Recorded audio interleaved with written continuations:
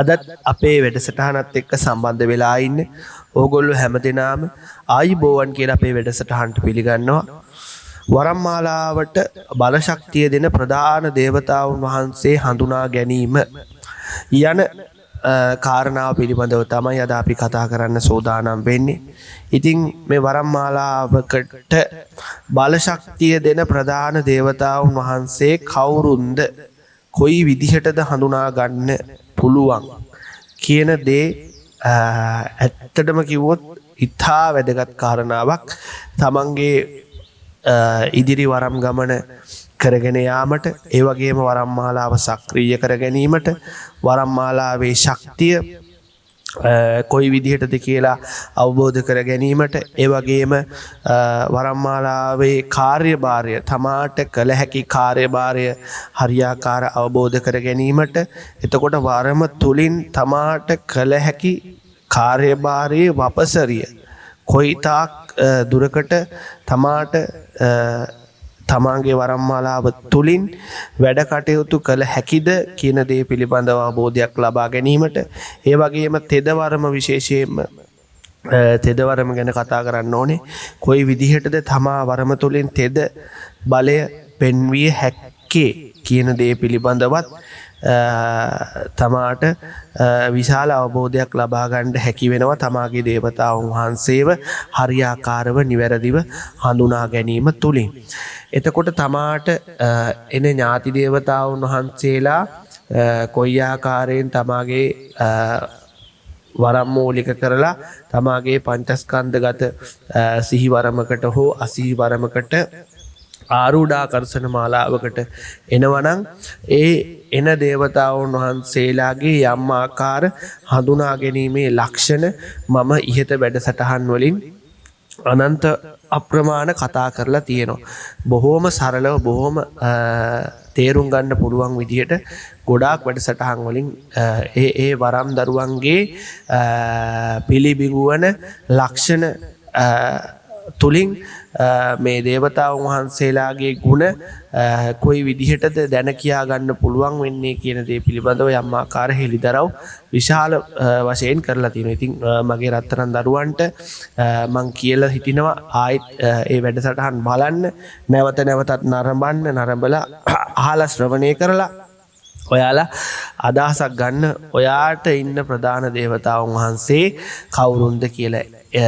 එහෙත් අවබෝධයක් නැත්නම් ගොඩාක් දරුවෝ ඉන්නවා තමන්ගේ ප්‍රධාන දේවතාවුන් වහන්සේ පැත්තක තියලා වෙන වෙන දෙවි දේවතාවුන් වහන්සේලාට වත් පිළිවෙත් කරනවා. ඉතින් ඇත්තටම කවදාවත් එහෙම කළා කියලා තමන්ගේ ඥාතිවරුන්ගේ බල ඉහළ නැංවෙන්නේ නැහැ. තමන්ට හරියාකාර ගමනක් යන්න පුළුවන් වෙන්නේ නැහැ. ඉතින් ප්‍රධානම දේ තමයි අනිවාර්යෙන්ම තමන් මුලින්ම දැන කියා ගන්න ඕනේ තමන්ගේ දේවතාවුන් වහන්සේ කවුද කියලා.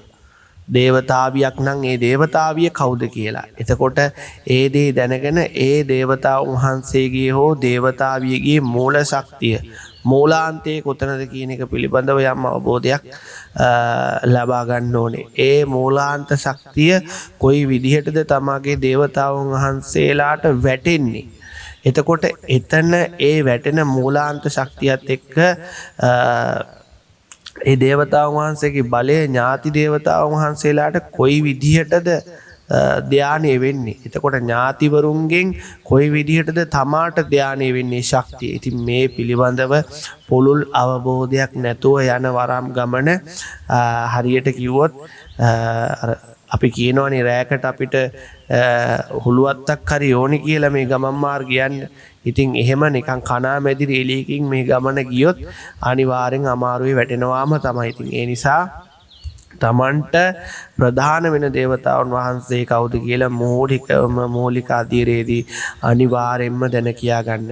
එහෙමත් නැත්නම් දක්ෂ ගුරුවරයෙක් ගාවට ගිහිල්ලා ගුරුවරයෙක් මුණ ගැහිලා තමන්ගේ අදාළ කාරණාව කියලා තමන්ට මෙහෙම වරම්මාලාවේ ප්‍රධාන දේවතාවුන් වහන්සේ කවුද කියලා හඳුනා ගන්න අවශ්‍යයි. කොයි විදිහටද ඒ කටයුතු කාරණා කෙරෙන්නේ කියලා දැන කියාගෙන ඒ ආකාරයට තමාට දැන කියා ගන්න පුළුවන්. ගොඩක් වෙලාවට මේ වරම් මාලාවක් ලැබෙනවා කියන්නේ මේ ආත්ම භවයේ කරුණු කාරණා එකතු කරගෙන සිද්ධ වෙන දෙයක් නෙමේ. පෙර සංසාරේ තමන් මේ දෙවි දේවතාවුන් වහන්සේලා ළඟ වැඩ කටයුතු කරලා බැල මෙහෙවරකම් කරන්නත් ඇති.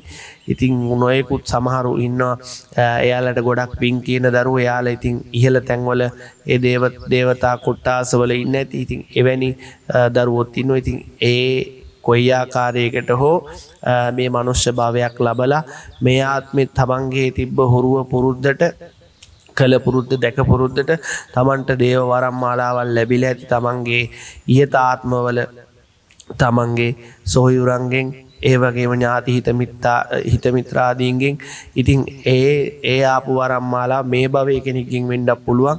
මේ භවයේ තමන්ගේ ඥාතිවරයෙක්ගෙන් වෙන්නත් පුළුවන්. ඉතින් එවැනි වරම් මාලාවක් හරියාකාර අවබෝධ කරගෙන ඒ වරම තුල පිහිටලා තමාට මූලික වෙන ඥාති දේවතාවුන් වහන්සේ අනිවාර්යයෙන්ම දැන කියාගෙන ඒ දේවතාවුන් වහන්සේලා වෙනුවෙන් නිවැරදිවත් පිළිවෙත් ටික හරියට කරලා තමන්ට මේ ගමන සාර්ථක කරලා ලෝක සත්වයාට සකල සත්වයාට සිත සාන්තියක් අනිවාර්යයෙන්ම උදාපත් කරන්නට හැකියාව ලැබෙනවා. ඉතින් මේ වැඩසටහනෙන් ඔයගොල්ලෝ උකහා ගන්න ඕනේ කාරණාව තමයි ඔයාලට යම් වරම් මාලාවක් ශක්තියක් දේව අවසරයක් අනවරමක් බලවරමක් තෙරවරමක් තියෙනවා නම් ඔයාලා මූලික අධීරේදීම කරන්න ඕනේ ඔයාලගේ ඥාති දේවතාවුන් වහන්සේලා ගැන අවබෝධයක් ලබා ගන්නවා සේම ඔයාලට මේ වරම් මාලාව ධ්‍යානය කරන්නා වූ ප්‍රධාන දේව කොට්ටාසය කොයි පැත්තෙන්ද තමන්ට මේ වරම් මාලාව අරගෙන එන්නේ ඒ වගේම මේ ප්‍රධාන දේව කොට්ටාසය රැගෙන එන වරම් මාලාවට අනුවරම් මාලාවල් සම්බන්ධ වෙනවද? එහෙම නැත්නම් එක් වරම් මාලාවක් තුලින් විතරද මේ සියලු ශක්ති මාලාව තමාට ධානය කරන්නේ?